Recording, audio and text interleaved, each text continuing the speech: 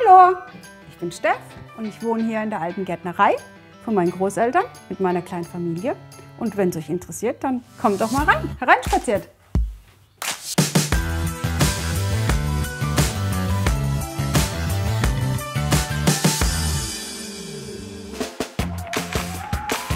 Das ist der erste Raum.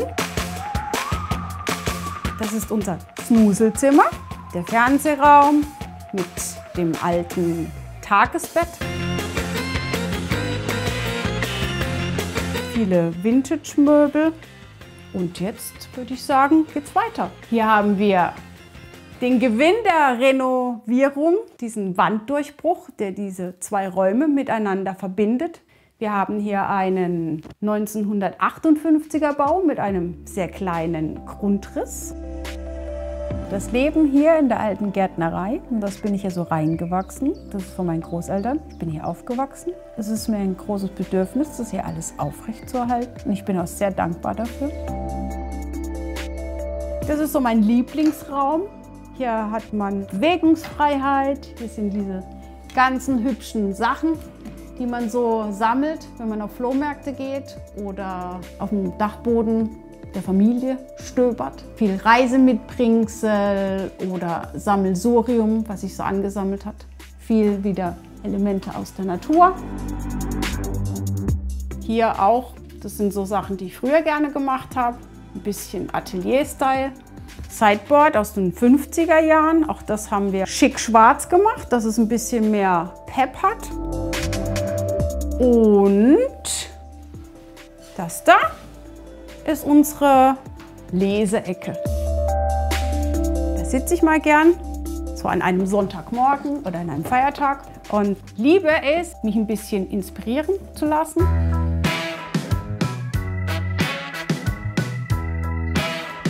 Dieser Spind, den hatte ich mal vor, weiß zu machen. Das, was jetzt drauf ist, ist eine Grundierung und mittlerweile hatte er Patina angesetzt und ich fand, dass er so richtig gut aussieht. Hier mein geliebter Industrial Style in Form dieser Stühle oder dieses kleine Arbeitstischchen, ist auch aus einer Fabrik.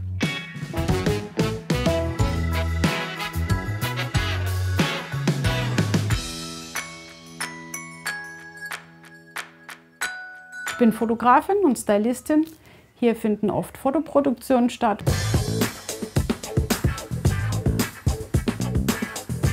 Das heißt, hier wird ein Ambiente genutzt, das schon da ist, oder ich style etwas rein. Deswegen auch so viele Dinge, Requisiten, Sammelsurium.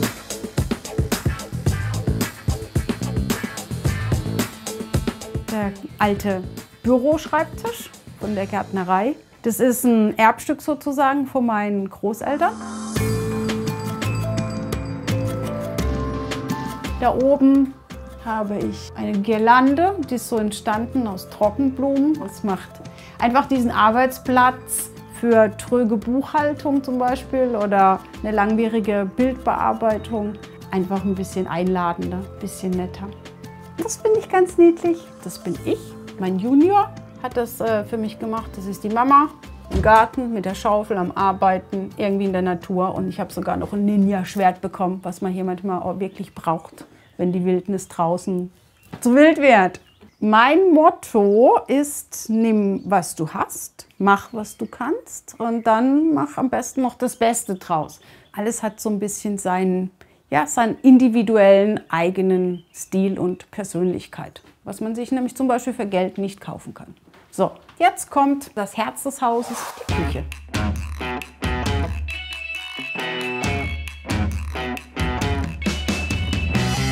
Ich wollte etwas Rustikales mit Charakter. Den haben wir selbst gebaut aus alten Gerüstbohlen, die ich aufgearbeitet habe. Wir haben drunter das Tischgestell von einem auch ausgedienten alten Esstisch verwendet. Der hat hier noch so eine praktische Schublade, wo wiederum auch die ganzen Küchenutensilien so drin sind. Mein angestammter Platz. Meine Schüssel zum Wassersparen. Alles, was man mit klarem Wasser abwaschen kann, wird gesammelt und zum Blumengießen verwendet. Hier in der Küche haben wir auch schon ordentlich renoviert, mehrmals in mehreren Anläufen. Und zwar haben wir hier die alten Fliesen mit Lack überstrichen. Wir haben die alte Tapete entfernt und zum Vorschein kam dann eine Wandbemalung, wie man das früher so gemacht hat. Das ist hier noch die Originalbordüre, die ich gern erhalten habe. Das Raumwunder Küchenbuffet, auch im Vintage-Style, aufgearbeitet, ein bisschen aufgemöbelt. Da es mir dann aber doch etwas zu nostalgisch und großmütterlich war und es auch einen praktischen Nutzen hat, habe ich dann hier mit diesen Dymo-Tape-Etiketten mal alles schön beschriftet, ne, dass sich hier jeder auch zurechtfindet.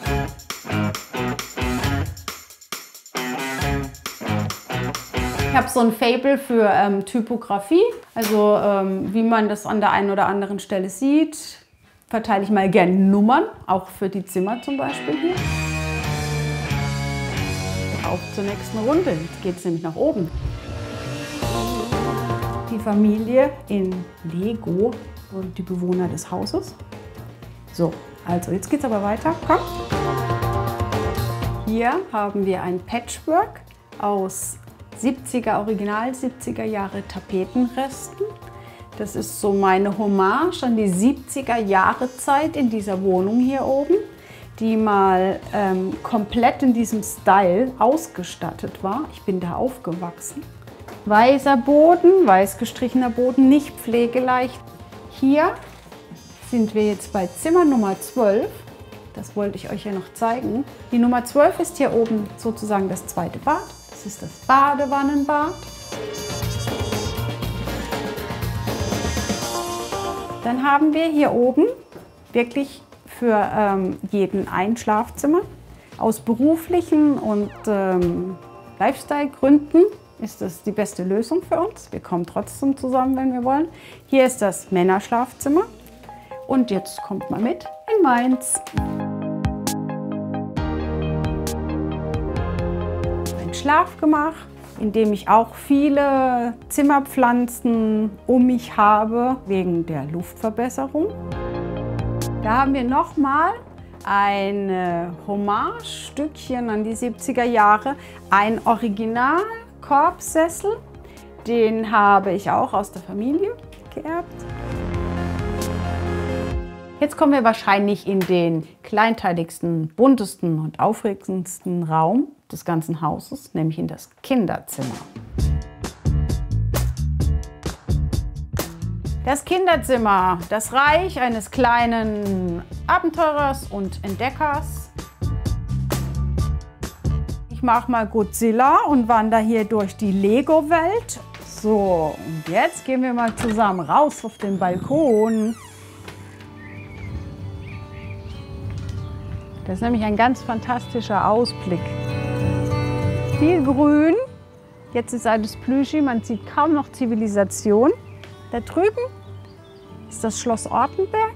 Da unten sieht man jetzt halt auch die Gärtnerei, Scheune. Und hier könnt ihr von oben mit mir zusammen auf das Gewächshaus gucken. In das wir jetzt dann als nächstes reinschauen. Das Häuschen haben meine Großeltern in den 50er Jahren hier mitten im Grün gebaut. Es war mir ein Anliegen, es im Großen und Ganzen in seiner Optik und Ausstattung zu erhalten. Und die Verbindung von drinnen und draußen wurde geschaffen durch bodentiefe Fenster und durch diesen Ausgang über diese Treppe hier, dass man einfach auch aus dem Wohnhaus direkt auch in den Garten kommt. Jetzt gehen wir mal in das Kleinod, in das uralte Gewächshaus, das damals hier errichtet wurde. Ist mir wirklich ein Herzensding. Da steckt viel Erinnerung drin an meine Großeltern. Hier steckt viel Geschichte drin an die alte Gärtnerei. Und hier gibt es natürlich auch wieder viele Pflanzen. Zeitig im Frühjahr ist hier alles grün.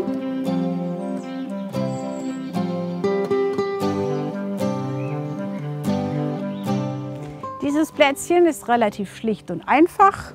Bambusmöbel, grün drumherum und irgendwie hat man schon das Urlaubsfeeling zu Hause.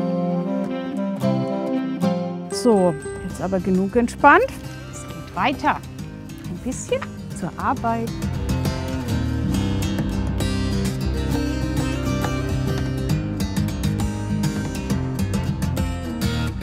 Jetzt sind wir hier in der alten Gärtnereischeune, in der schon meine Großeltern ihren Gartenbetrieb bewirtschaftet haben draußen. Und hier wurden dann Obst und Gemüse verkauft, Setzlinge, die gezogen wurden. Das ist der original alte Gärtnertisch.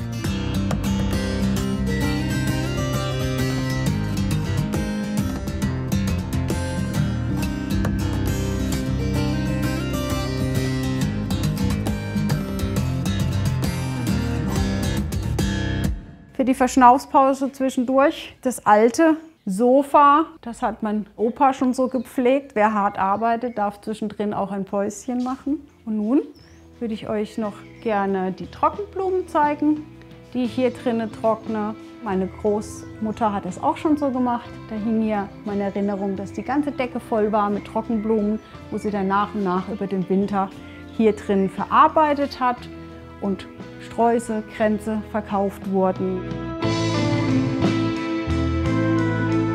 Das Leben in der alten Gärtnerei hier, das ist ein großes Glück. Es macht mich stolz und zufrieden, wenn ich das hier alles aufrechterhalten kann, wenn ich das Vermächtnis meiner Großeltern, meiner Familie fortführen kann. Und das auf diese Art und Weise, wie ihr gerade sehen konntet, das finde ich schon richtig gut.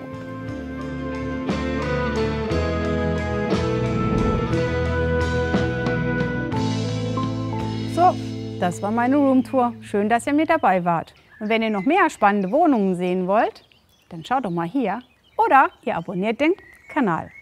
Und wenn ihr selbst ein interessantes Zuhause oder Bauprojekt habt, dann meldet euch einfach bei der Redaktion. Ciao, macht's gut!